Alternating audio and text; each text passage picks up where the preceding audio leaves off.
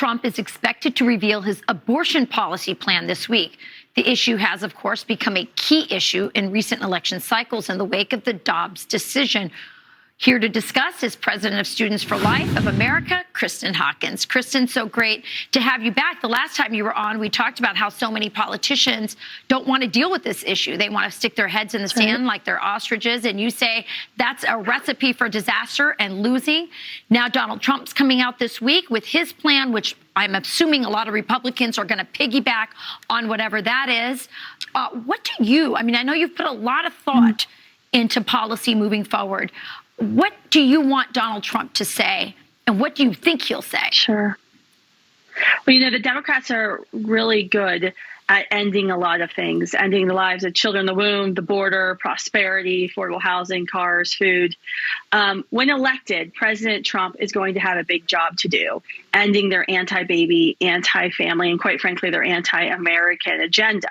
I wrote a column today in Town Hall because the pro-life generation does not want to see President Trump embrace a late-term 15, 16-week limit on abortion, which would allow more than 9 out of 10 of abortions to continue, undermine our entire movement's mission to ensure that all children in the womb are recognized as valuable in the law, and it would only incite President Biden's disillusion base to get out and vote for him.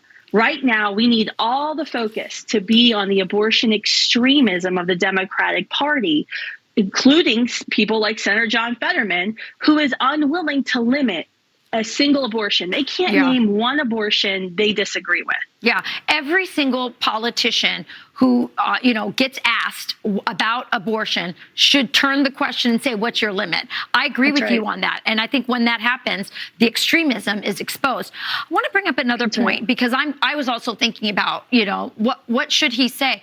I know that 80% of all post-abortive women say they would not have had an abortion if they had had support from their partner or their families. Well, what about from our government? Should this policy that he puts forward, should it be a huge injection of support, federal, state, that he's recommending support for women? Because that's what they want. That's right. You're exactly right, Rachel. There's so much the president can do. President Biden has done one thing well in this term, and he has proven, in fact, that abortion is federal. So first and foremost, protecting life and service, support for families, support for mothers. This is things like expanding the child tax credit, for example, protecting life on college campuses, making it a requirement that federally funded four-year institutions at least tell young women all the resources and support that's available to them if they choose life, reverse the extremist actions of his administration from the FDA. And you and I have talked about this, the dangerous dumping of chemical abortion drugs in our water that's harming women, killing children, harming all of us in our drinking water.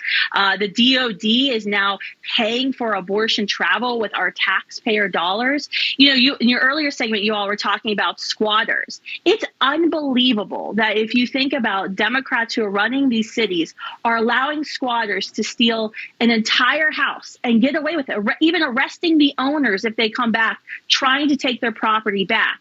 Yet the Biden administration's Department of Justice is imprisoning grandmothers and other pro-lifers for peacefully praying in front of an abortion facility, and they face a 10-plus year federal prison sentence. I was thinking about that too, Kristan, that the administration has to do something or that President Trump should put forward that he's going to stop allowing the federal government to treat pro-life human rights activists, peaceful activists, as if they're domestic terrorists, and meanwhile let domestic terrorists like Jane's Revenge free. I think this is really interesting. I hope he looks to Indiana, Texas and Pennsylvania, who have amazing state-run programs to help women who are unwed. They don't even tax diapers in Indiana, a sign of how much they are pro-baby. It's phenomenal.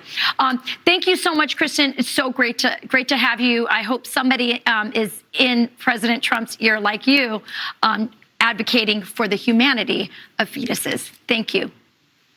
Thank you, Rachel. You got it.